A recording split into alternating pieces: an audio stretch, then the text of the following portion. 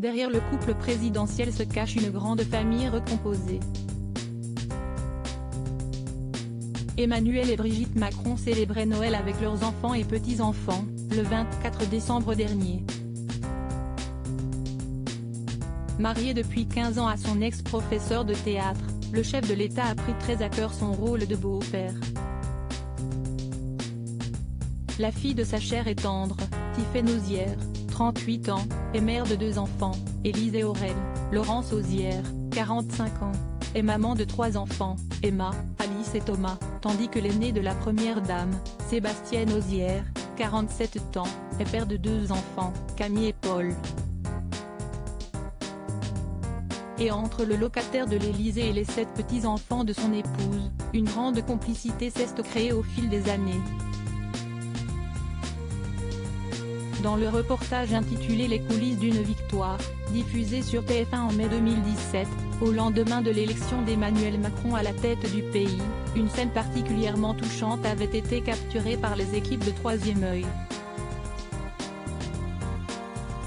En pleine répétition de son discours, l'énarque était interrompu par sa femme, pour lui montrer des images sur son téléphone. L'une de ses petites filles avait enregistré une vidéo pour l'encourager. « Daddy, vas-y Daddy, t'es le meilleur », lui lançait-elle. Un doux surnom qui semble plaire à Brigitte Macron et son époux.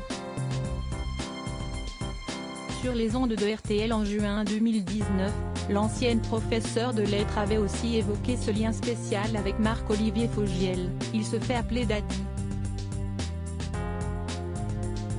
Il aime énormément les petits-enfants.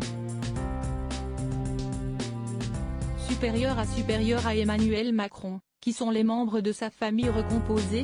J'ai des enfants et des petits-enfants de cœur. Le pensionnaire de l'Élysée est très proche des petits-enfants de Brigitte Macron.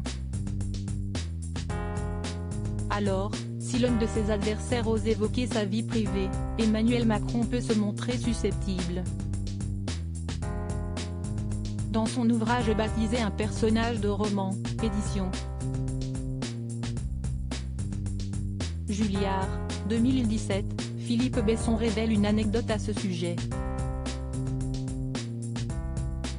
Quand Jean-Marie Le Pen avait lancé au mois de mai de la même année, il parle d'avenir mais il n'a pas d'enfant, le président de la République n'avait pas tardé à réagir. Alors, soudain, au détour d'une phrase, son regard vire au sombre, le ton se fait martial quand il lance « J'ai des enfants et des petits-enfants de cœur ». Mais la voix chevrotte, trahissant à la fois une colère et une émotion. C'est sa zone sensible. C'est sa fragilité non dissimulable. C'est son talon d'Achille, si on veut l'atteindre, lui, si on veut lui faire perdre son calme, alors c'est là qu'il faut porter le fer, lit-on sur cette page. Le point sensible d'Emmanuel Macron. Crédit photo, Stéphane Le Mouton.